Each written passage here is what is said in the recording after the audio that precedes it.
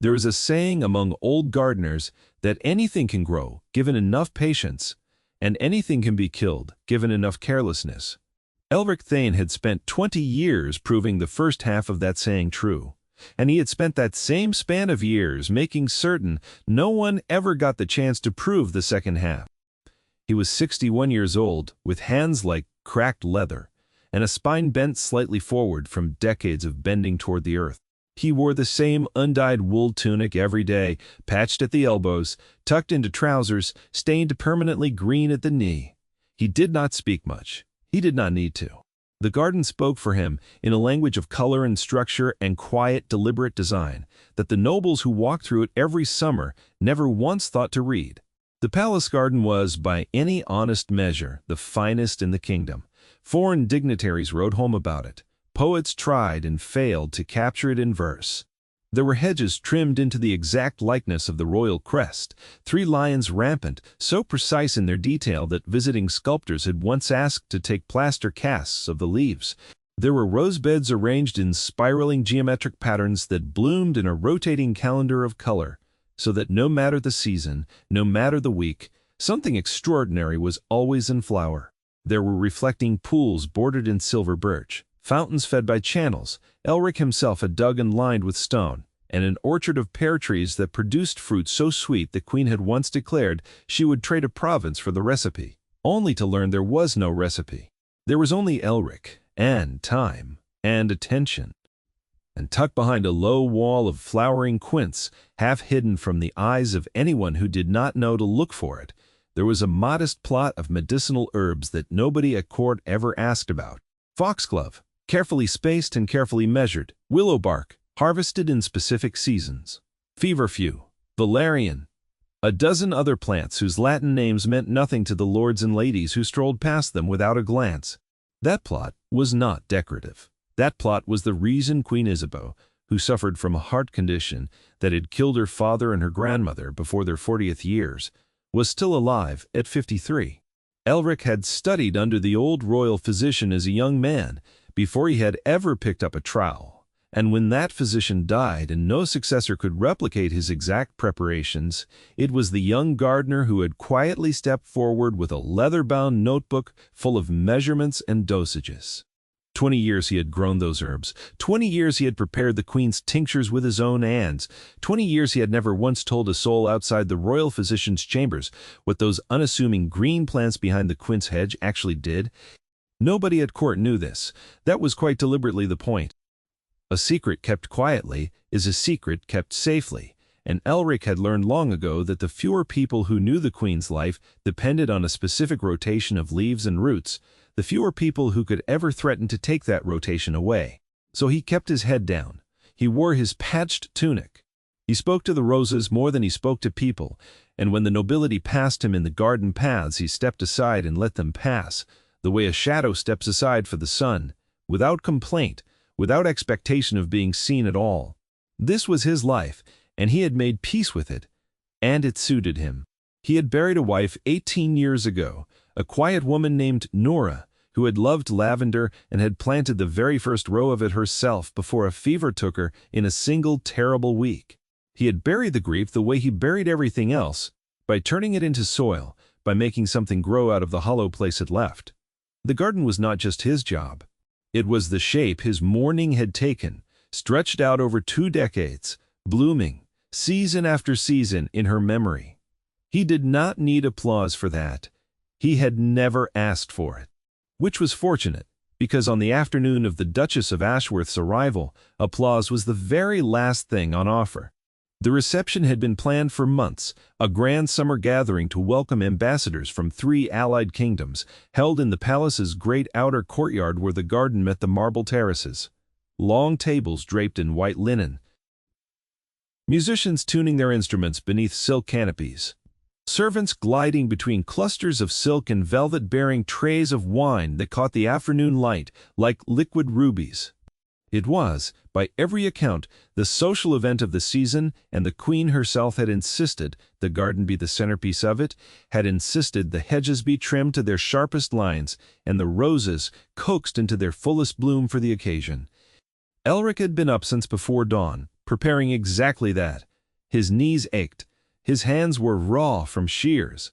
He had trimmed the lion crest hedges to a precision so exact that a visiting ambassador had actually stopped mid-step to stare at them, mouth slightly open, before his attendant hurried him along toward the wine tables. Elric had allowed himself for one small moment, a flicker of quiet pride at that. It did not last. The Duchess of Ashworth arrived fashionably late, as she always did, trailing an entourage of attendants and a reputation for cruelty dressed up as wit. She was a striking woman, sharp-boned and pale, draped in a gown the color of crushed violets, and she had built her entire social currency on being cutting. Not clever, not truly.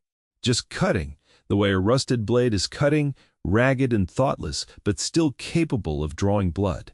She swept through the garden paths with her nose lifted, offering compliments to the flowers as though the flowers had grown themselves, as though the meticulous geometry of the rosebeds and the impossible symmetry of the hedges. She did not once consider that any hand had shaped them. Beautiful things, in her mind, simply existed. They did not require makers, certainly not makers who dressed in patched wool and smelled of turned earth. She found Elric near the reflecting pool, kneeling to clear a scattering of fallen petals from the water's surface, so the fountains would catch the light properly for the evening's festivities. He was exactly where he always was, quiet, working, invisible, or so he had always believed. The Duchess stopped. She looked down at him, the way one might look at an insect that had wandered onto a dinner plate. "You," she said, her voice pitched to carry, because carrying was the entire purpose of anything the Duchess ever said in public. "You're the one who tends this, are you not the gardener?" Elric rose slowly, his knees protesting, and inclined his head with the same simple courtesy he offered everyone, noble or servant alike. "I am, my lady. How quaint!"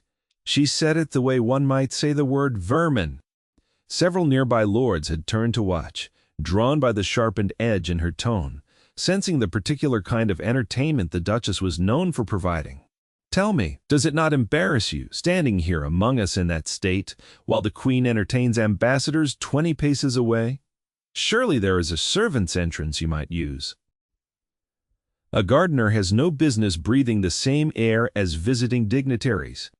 A ripple of laughter went through the small cluster of nobles who had gathered to watch, the kind of laughter that exists solely to align itself with power, regardless of whether the joke deserved it. Elric said nothing. He had weathered worse than this, and weathering it required only patience, the same patience the garden had taught him. But the Duchess, sensing an audience and an unresisting target, was not finished. "In fact," she continued, raising her voice further, turning slightly so the gathering crowd could better appreciate her performance, "I don't know why such people are permitted at receptions of this caliber at all. He is beneath the notice of everyone assembled here. A gardener, a man who spends his days with dirt under his fingernails, and yet here he stands, close enough that his smell might reach the ambassador's table." She wrinkled her nose theatrically. "Someone really ought to see him removed before the Queen arrives. I shudder to imagine her embarrassment, finding common labor loitering so near her guests." The crowd's laughter grew, emboldened now, the way crowds always are once someone with status has given them permission to be cruel. Elric felt the old familiar heat rise in his chest, the heat of 2 decades of being looked past, looked through, treated as furniture with a pulse. He had learned to swallow that heat a long time ago. He swallowed it now. "I only came to finish the pool before the light changes, my lady," he said quietly. "I'll trouble you no further." He turned to go, because that was what 20 years of practice had taught him to do. Bow the head, step aside, let the storm pass over rather than into you. But the Duchess was not finished, and cruelty, once it finds a rhythm, rarely stops itself. "Oh, don't scurry off on my account," she called after him, loud enough now that half the courtyard had turned to look, loud enough that the words carried clean across the marble terrace toward the doors that led into the palace proper. "Everyone ought to see this.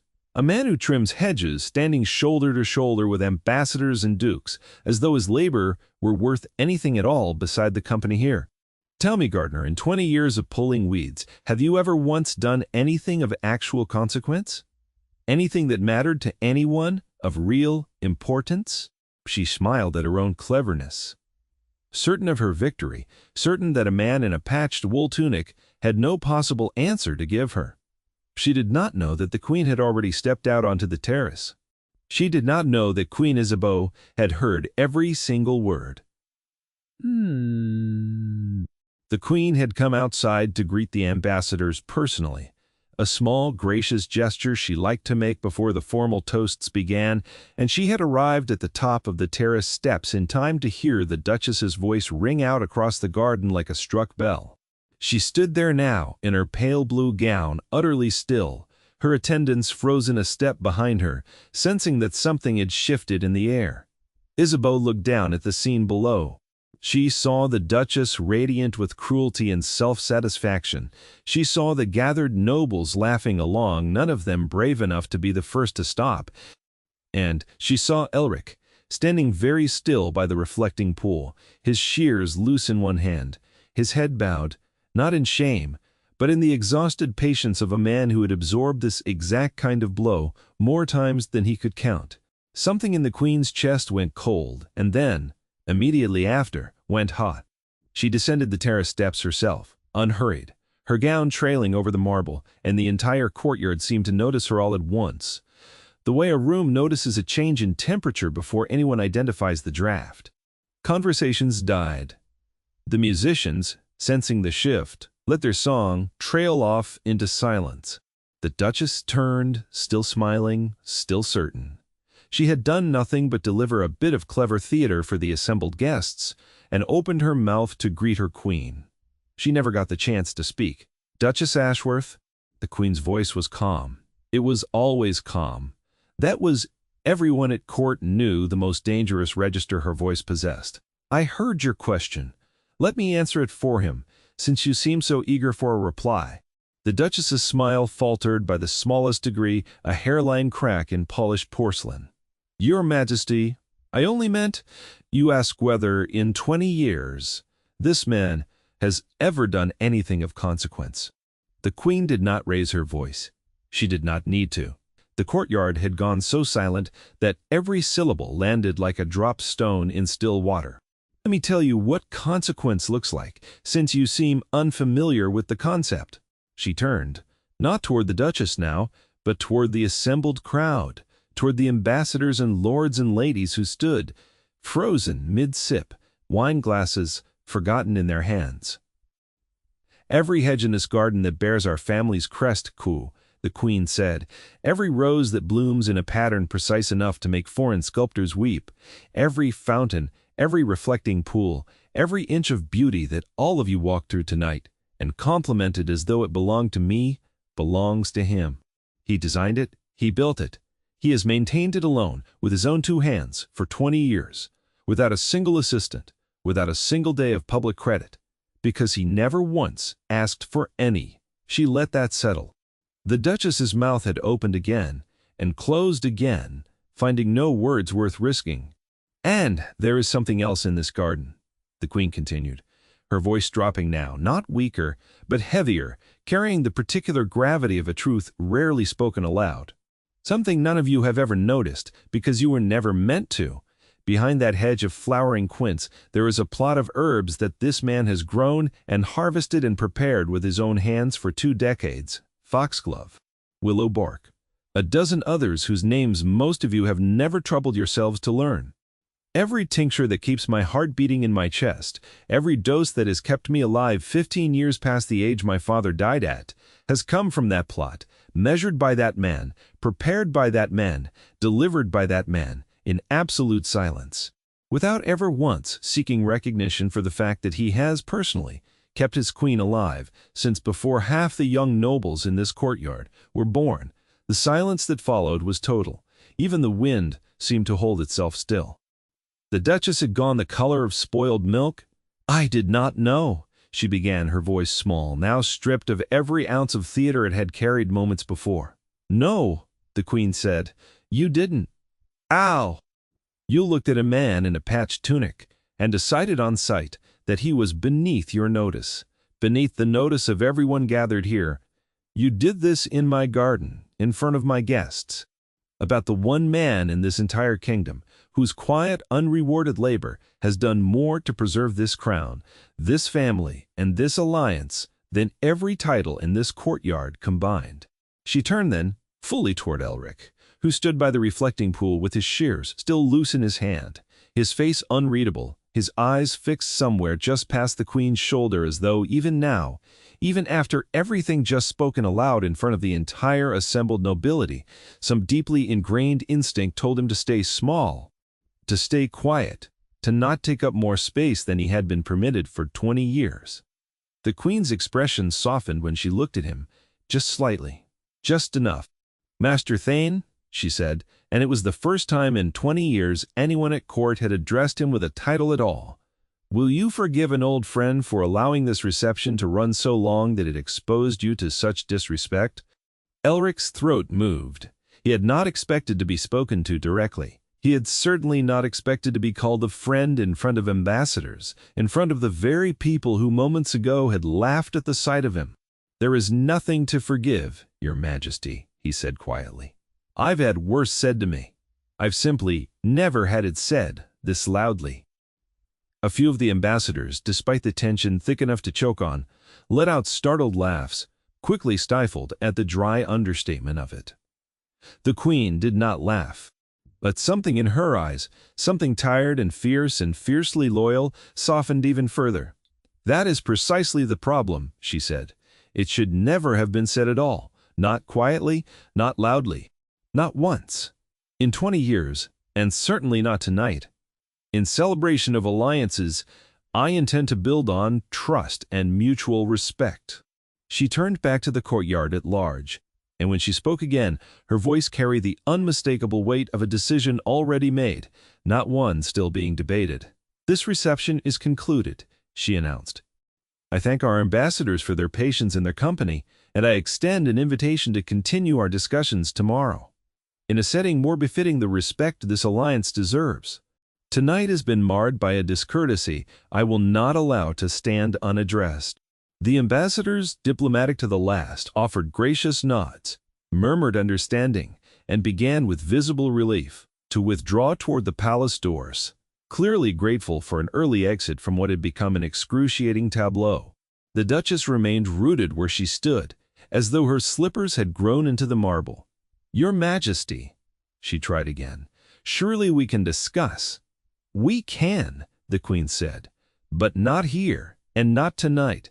And not as my guest." She gestured, once, to the two guards who had been standing at discreet attention near the terrace steps. They moved forward without hesitation.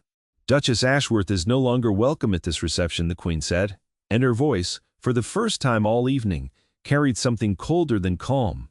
"Escort her to her carriage. She may return to Ashworth Hall tonight, and she may consider, on the ride home, whether her estate's continued royal patronage is something she wishes to gamble against her taste for public cruelty." The threat was not shouted. It did not need to be. Every noble still lingering in the courtyard understood exactly what had just been said, and exactly how much weight sat behind it. Royal patronage was not a small thing to lose. It was the difference between influence and irrelevance, between a full treasury and a slow, humiliating decline. The Queen had just informed the Duchess in front of ambassadors from 3 kingdoms that her entire social and political standing now hung by a single thread, and that thread was the Queen's continued goodwill that had just been spent to its very last coin. The Duchess's face had gone from milk pale to a flush of humiliated red. She opened her mouth once more, seemed to consider argument, and then, seeing the utter lack of sympathy on every face still turned toward her, closed it again. She allowed the guards to guide her toward the courtyard's edge, her violet gown trailing behind her like something wilting, and the assembled nobility watched her go in a silence far more damning than any laughter had been an hour before. When she was gone, the Queen turned back to Elric. The courtyard was emptying now, guests dispersing in low murmurs, the scandal of the evening already being reshaped into a story they would tell for years, though few of them yet understood that the story was not really about the Duchess at all. It was about the man standing quietly by the reflecting pool, who had spent 20 years being looked past, and who had just been seen fully and completely in front of everyone who had ever failed to see him before. Isabel walked down to him unhurried and stopped an arm's length away. "I should have done this years ago," she said, and there was something almost apologetic in it, something rare for a queen to offer anyone. "I let your privacy protect you because you seem to prefer it. I never considered that privacy and invisibility are not always the same thing, and that I had allowed the second where you only ever asked for the first." Elric looked down at the shears still in his hand, turned them over once, set them down carefully on the stone rim of the pool. "I never minded being invisible, Your Majesty," he said. "Nora used to say a good gardener works so the garden gets noticed, not the gardener.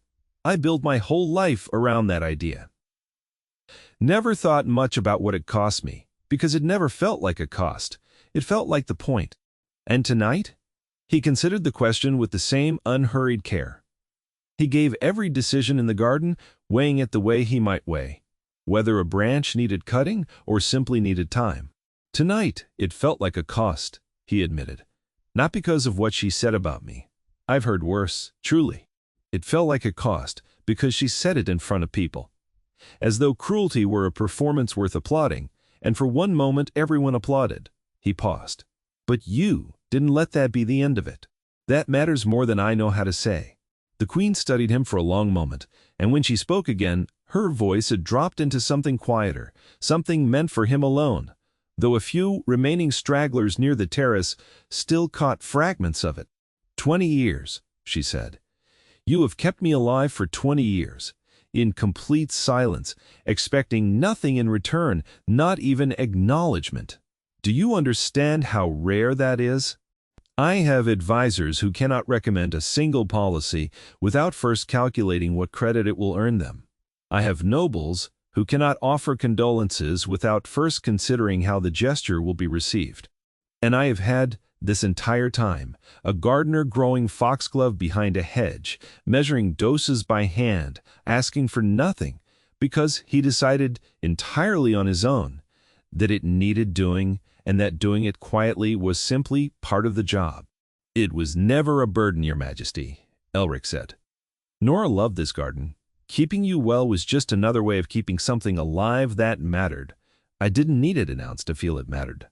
"No," the queen agreed. "But I needed it announced, for my own sake, and for yours, whether you wanted it or not. A kingdom that does not know how it is protected is a kingdom that will eventually stop protecting the people who protect it. Tonight was overdue." She reached out briefly and rested her hand on his forearm, an act so far outside the bounds of typical royal decorum that the last remaining stragglers on the terrace actually stopped walking to stare.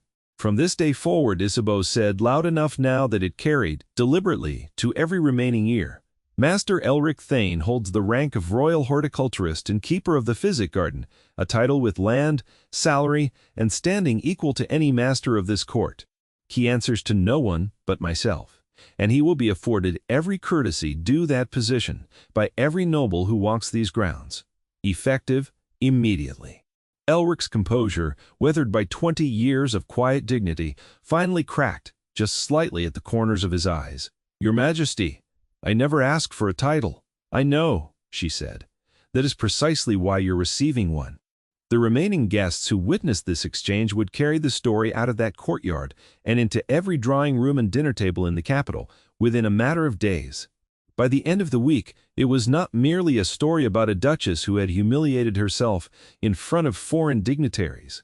It had become something else entirely, something that spread through the court, like water finding its level, settling into the shape of a lesson that no one in noble circles could any longer pretend not to have learned.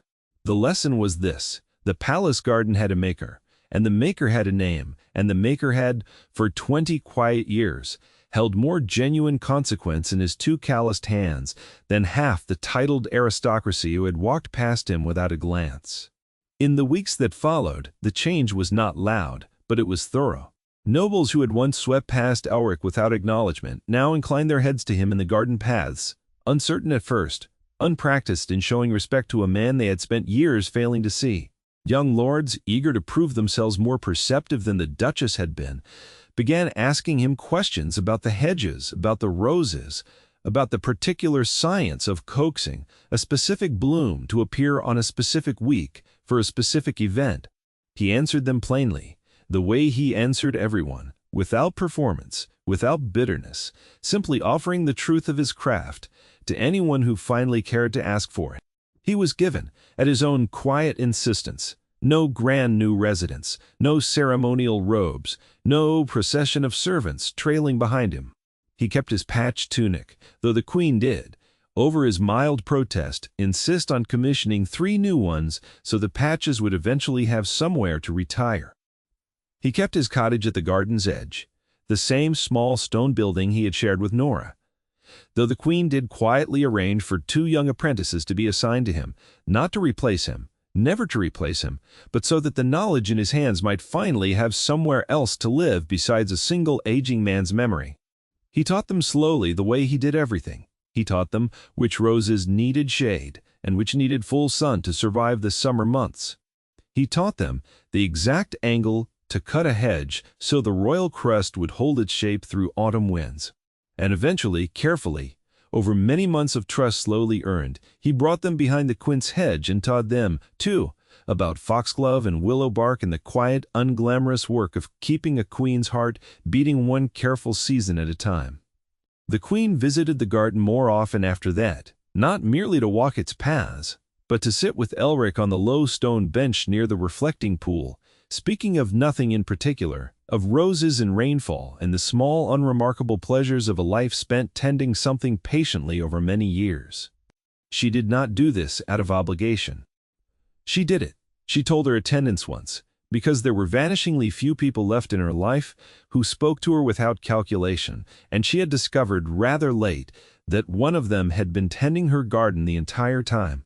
As for the Duchess of Ashworth, she did not lose her title nor her lands, though both hung by a thinner thread in the months that followed than they ever had before. What she lost, more permanently, was her welcome in circles that had once eagerly awaited her arrival. Word of the reception had traveled far enough that other nobles, wary of finding themselves the subject of a similar public reckoning, grew cautious in her company, uncertain whether her wit was worth the risk of royal displeasure by association. She learned, slowly and bitterly, that cruelty performed for applause is a currency that stops paying the moment the crowd remembers who was actually worth applauding. Elric never spoke of her again, not out of magnanimity exactly, but because she had simply stopped mattering to him the moment the reception ended. He had spent 20 years building something that outlasted every insult thrown his way, and he understood, better than most, that a garden does not stop growing because someone once stood in it and sneered. On the 20th anniversary of Nora's passing, which fell that same autumn, Elric planted a new row of lavender along the garden's western wall, exactly as she once had, the way he did every year on that date, quietly, without ceremony, without anyone watching. Except that year, for the first time, the queen came to stand beside him while he worked, saying nothing, simply present, and when he finished pressing the last seedling into the soil, she knelt beside him, careful of her gown, and helped him water it. She would have liked this garden, Isabeau said, looking out over the hedges, shaped like lions, the roses arranged in their impossible spirals. The quiet plot behind the quince hedge that had kept a queen breathing for 2 decades. She'd have liked that. Someone finally noticed, Elric said. I stopped needing that a long time ago, but I think she always wanted it for me, even when I didn't. The queen looked at him, and then out at the garden he had built alone, season after season. Grief folded quietly into every root and bloom of it. Then, let it be noticed, she said, for as long as this kingdom stands. And it was, long after that autumn, long after the Duchess's name had faded into a cautionary anecdote traded among nervous young courtiers, the garden remained, tended now by hands that Elric himself had trained, its hedges still cut into lions, its roses still blooming on schedule, its quiet medicinal plot still growing behind the quince hedge, exactly as it always had. Visitors came from distant kingdoms to walk its paths and marvel at its beauty, and if they asked who had made it, the answer they received was no longer a shrug or a vague gesture toward the palace staff. The answer had a name now. One, it always would. If this story moved you, you know exactly what to do. Leave a like, drop a comment telling me what you thought of that reception scene, and subscribe if you want more stories about quiet people who turn out to be far more than anyone bargained for. Until next time, keep tending what matters, even when no one's watching.